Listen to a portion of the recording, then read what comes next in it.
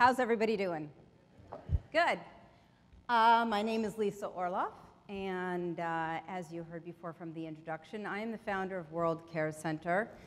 And I got involved with World Care Center. I've been lucky enough to have two careers in my life. My first career was a fashion designer in New York City, and my second career is as a disaster manager working with World Care Center. And the topic of today's talk is near and dear to me because I had the opportunity post 9/11 to work with some of the most caring, compassionate, giving, selfless people that I've ever met in my life. However, at the end of working with them, I could see that they paid a price for their caring. And so we're going to talk a little bit about that. I want to frame this discussion that we're talking about emotional resilience in caregivers and responders, both volunteer and professional, in the aftermath of crisis and disasters. An additional context is the mental health impact of volunteering in disaster settings reports that one of the main resources for external assistance in disasters are community volunteers.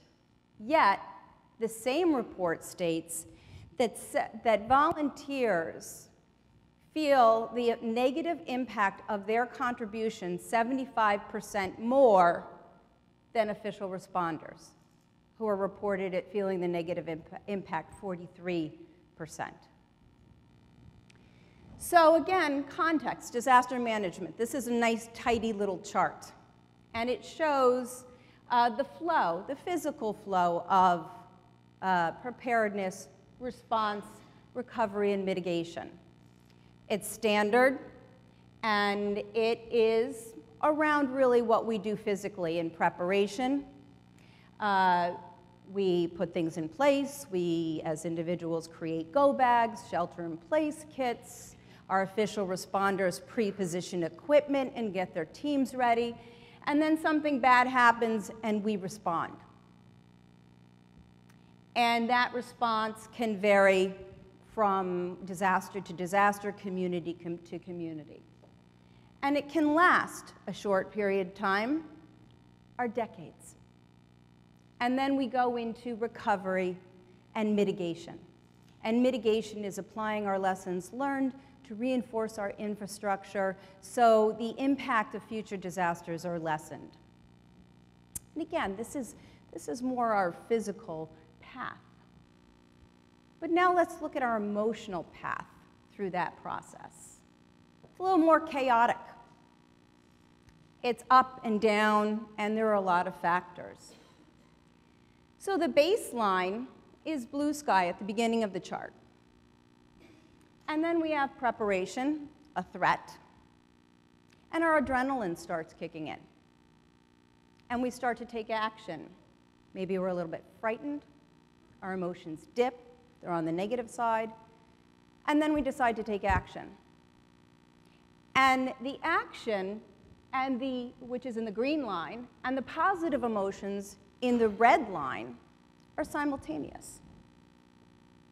But look and pay attention that they're actually separate from resources. So people feel more positive when they're taking action, irregardless of the fact that whether or not there are resources available to them. And then we have ups and downs in the response, recovery, long-term recovery, mitigation, and then going back to perhaps a sense of normalcy with resilience. We got down there, it was a night shift. There were no identifiable components left of anything that we knew to be a building. When I entered Haiti at night, I saw piles of bodies on the ground everywhere. Staten Island was a real mess. Homes were uninhabitable. There was no power. I'm going to try to evoke some emotion here. I want you to feel what our community feels during these phases of disaster. So listening to that video, And looking at these pictures, how do you feel? Anybody? It's interaction. Come on. Angry. Awesome. Anybody else? Anxious. Afraid.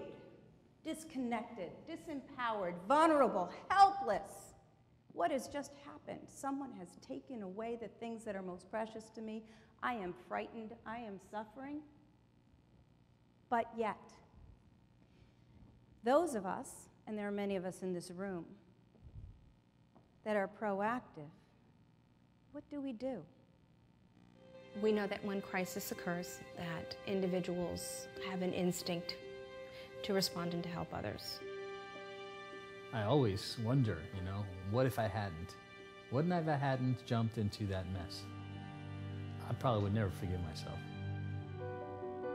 After a disaster hits, it's essential to be able to not only rely on first responders. You need other people. You need volunteers to step forward. You need other resources to come in. And now, how about now? Feel any different? Reassured. Anyone else? Energized. Right. Empowered. Whoopsie. What goes wrong? Empowered but not very technically proficient. We're connected. So we know that disasters can leave us initially feeling frightened and disconnected. However, we as human beings have a flight or fight instinct. And when you relate that fight instinct to disaster response, it comes out in volunteering, in stepping up and saying, I am not a victim. I am a responder. I am going to help someone. I am going to connect, and I am going to make sense of what just has happened by helping others. And by engaging the community in feeling empowered, resilient, hopeful, helpful, with a sense of purpose, we thereby are engaging and empowering resilience. People are positioning themselves as resilient rather than being told that they are a victim and they can't contribute. And this lasts for a while with our community volunteers, those that are not professional and connected to consistent resources, because there's not yet a system around a continuum of support for this community. So this may last. However, as we looked at our chart of emotions, things change. The recovery changes. Larger institutions come in, and that local capacity begins to be minimized. And some people are no longer included in the process. Some have to step away. What goes wrong in most of the disaster risk management initiatives is that they start from the top and they are supposed to go to the bottom. And by the time they reach the bottom, there's virtually nothing left. A lot of what happened during the earthquake in Haiti, supplies came in, they were hoarded by whomever, they never got to the people. So what you begin to see is this incredible surge of citizens that are coming together and feeling empowered and feeling very positive. However, their resilience diminishes because they become disappointed, because the reality of disaster response, the timeliness of resources, perhaps even the inequity in where resources go to, begin to set in. In addition, there's little awareness about the emotional stressors of disaster response and the need for self-care and pacing oneself. So what begins to happen, I couldn't find a really great graphic on a drain. I'm sorry, it's a funnel, but pretend it's a drain. These great emotions start to go down the drain. And what you begin to see is that our volunteers and our responders are reaching their peak level of performance and going over the edge. So we have this lovely chart, and it shows us drone zone. Well, we know in disaster management terms that there's a lot of apathy in preparedness.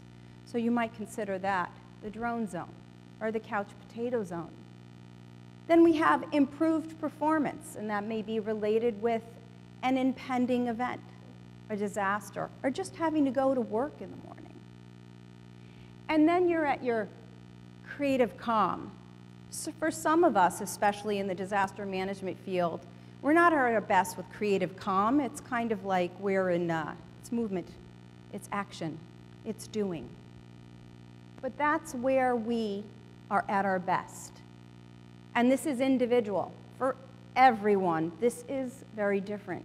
What is the key is to know where your zone is. And this is important as an individual. It's especially important as a local leader. Because as a local leader, you hold the social capital of your community. And if you don't stay emotionally and physically healthy, your community will suffer. So we have the fatigue zone. And we can see this happen through the cycle of disaster response. When we start to get into recovery, we can see people become fatigued. Communities become fatigued. Communities that were working together and local leaders that were working together begin to cannibalize each other emotionally. They tear each other apart. They become exhausted, both physically and emotionally. And eventually there's burnout and breakdown, and also we see infighting amongst communities. This is kind of what may represent what we look like. Maybe not externally, maybe externally we look fantastic. However, internally, this may be what we're feeling. All the pressures of caring for people with all the pressures of this emotional trauma. We begin to feel self-righteous, disconnected. We lose trust. We become suspicious. Nobody can do for our community what we can do, so you have to go through me.